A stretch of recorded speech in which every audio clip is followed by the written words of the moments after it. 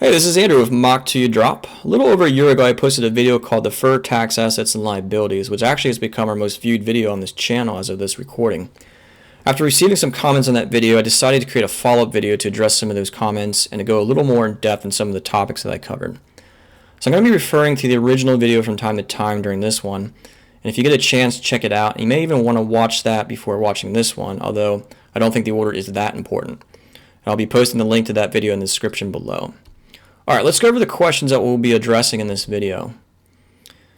So we'll be answering two questions. How are deferred tax assets and liabilities created? And how will they be reported on the financial statements? Alright, so let's start with the first one. I'm going to defer back to the original video where I talked about the equipment that was depreciated differently for tax purposes versus for accounting purposes.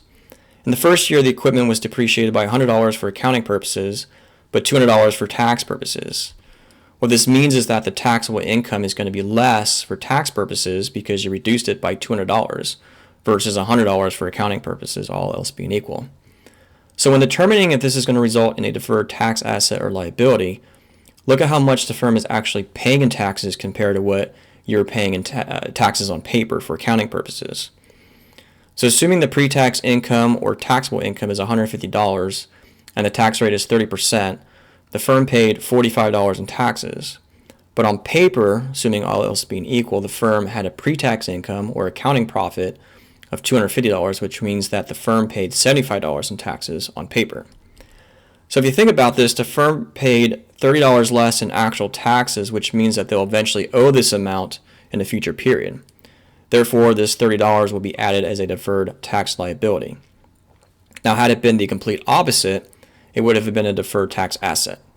So now that we know how a deferred tax asset and liability is created, let's discuss how they will be reported on the financial statements. But before we do that, if you're getting value out of this video, please smash that like button. It definitely helps out the channel. And if you have ideas for other videos you'd like to see, let us know in the comment section below. And don't forget to subscribe to stay up to date on our latest videos.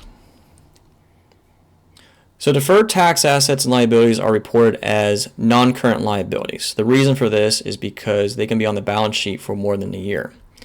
If you watch the older video, the depreciation cycle for accounting purposes was 10 years and 5 years for tax purposes. If we go back to my recent example, the firm incurred a $30 tax or deferred tax liability, meaning that it will eventually owe this amount in taxes. Now, if you fast forward to year 6 of the depreciation cycle, the firm depreciated $100 for accounting purposes, but $0 for tax purposes because it already depreciated the entire cost of the equipment. What this means is that the equipment or the firm will have a higher pre-tax income or taxable income for tax purposes. Therefore, the firm will pay $30 more in actual taxes than it did on paper for accounting purposes.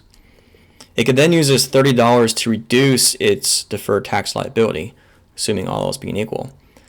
The opposite would be true in the case of a deferred tax asset. The firm instead paid $30 less in taxes. It could then use this $30 to reduce the deferred tax assets. Okay, I hope this video was helpful. Again, let me know what you think in the comment section. And if you'd like to see more videos like this, thanks for watching.